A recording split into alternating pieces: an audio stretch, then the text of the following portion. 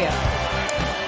That first half, we were a little confused. Boring. I'm sure you were as well. But then you broke this thing open. Jalen Hurts telling Kaylee after the game that you stepped in when they needed it most. How would you describe this victory? Yeah, it was big. It was big. We knew they were going to come out swinging. We knew it was going to be a dogfight.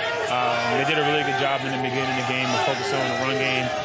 But we kept saying on the sideline that we're one away. We're one away, and Stout and that offensive line they're so good. And when you just have those guys, how you much just fun trust. Is that? It's amazing. When you have those guys, you just trust in them, stay patient, and we got things popping up a little later than we probably expected, but when we needed it most.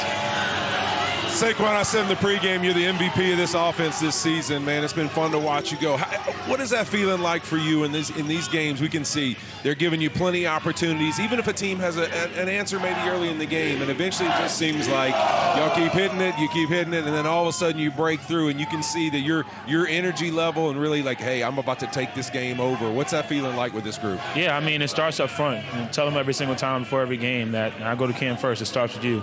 He makes the right calls.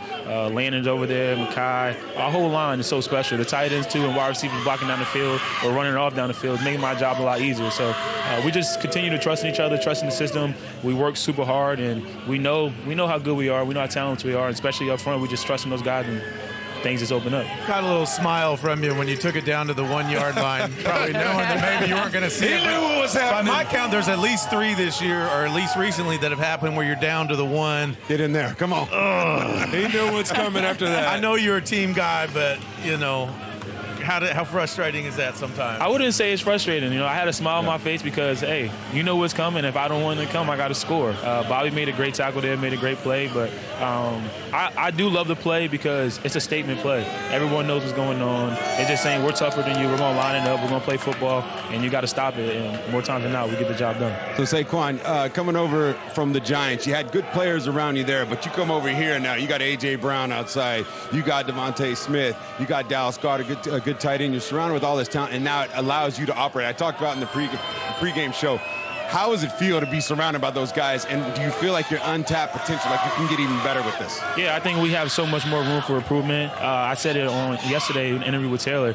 Coming in his locker room, being surrounded those guys like Dallas and AJ and Smitty, build my confidence up. I can't be sitting there looking around and just watching them go out there and make plays. I got to execute and play to the level that they're doing. And, recently we've been running the ball and getting things going, but it's a long season. We're going to have to find ways to win football games, and we know AJ and Devontae and all those guys can take them to the game, and we're going to need that too.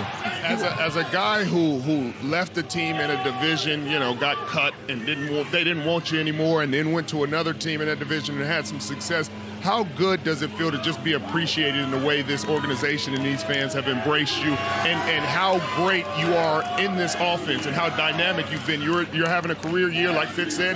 If a couple of those 1 yarders were yours, I mean, we'd be talking 13, 14 touchdowns already. How good does it feel? That feels amazing. It feels amazing. Last year it was, tough year for me mentally. Did a really good job of. They love the Cowboys. I'm gonna stop you for a second. I'm gonna let the crowd take this one. You guys listen at home. They are saying, Thank you, Giants. Thank you, Giants.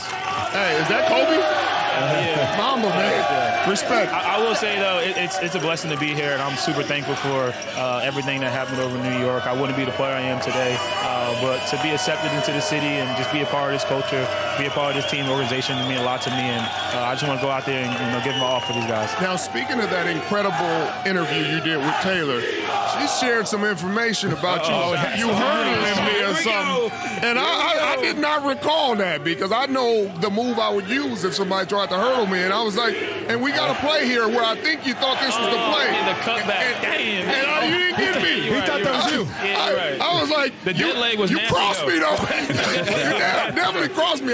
My kneecaps touched. I had to go ice him after the game. That's my fault. That was already, man, that was 7 years ago, so I'm getting a little older. I'm getting a little up there in years. You and me both. I thought I had forgot something. I said, damn, I got hurt. Hey, Saquon, you should have seen him, though, in the meeting room. We couldn't He was so rattled. Figure this out. That's my fault. That's my fault. You ain't no much respect to all you guys out there. I'm curious about this team culture like you're talking about. Sometimes there can be some frustration with the fans at Sirianni. What do you think of him as a leader and what he brings to this team and to you guys? I love it. I love the energy that he has. I love when he goes out there and be himself. He's aggressive, and, we follow behind that. And he holds everybody accountable. Even, I'm balling and everyone, I'm going out there making huge plays. He came up to me and was like, don't reach the ball on the one touchdown. And I almost dropped it early before I scored on the second touchdown. So he holds everybody accountable. He's such a great leader, and it starts with him and it ends with him, and I appreciate him having him as our head coach. You see the Des Bryant tweet there that the Giants owe you an apology. I know you have found a new home here. You and I have talked about it. You also have said that you're playing free. What does that mean to you, that you're playing free? I'm just going out there, trusting what I see, letting my instincts take over. Doing a really good job of, focusing on the game plan, understanding what the scheme is. I have a hell of a coach in Coach Singleton, and trusting my guys. And, when you having fun and you're in a new environment and you got a fresh start, you're able to go out there and just be free. And you see that in the runs and you see that on the sideline. And I'm just being myself. Letting my character show, letting my attitude show. I have to ask you about the reverse hurdle. I mean, I'm sure you've seen it was everywhere. Can you describe, in that moment where you're like, I'm just going to try? I mean, walk me through what the hell you're thinking in that moment. Yeah, like I said, being free. Sometimes that's what it looks like. That is definitely freedom. I will say I went for a spin. I made a spin first, and I tried to make another spin. He didn't fall for it, and I got to give credit to God. I think God did it, took his time on me a little bit when it came to this football thing. He took his time. He definitely took his time. But the game is so slow for you right now because people don't understand the planning. You have to already have things formulated in your head before they actually come to fruition. So you hit that spoon. You hit him with a one-cut spin move, blender. Then you have turned and you looked at the dude. You had to see him coming, realized he was coming. Bang, got off the ground. I was like, goodness, this dude is sick. Sure, imagine if he did that to you. If he did that to me, I'm retiring. Y'all got it.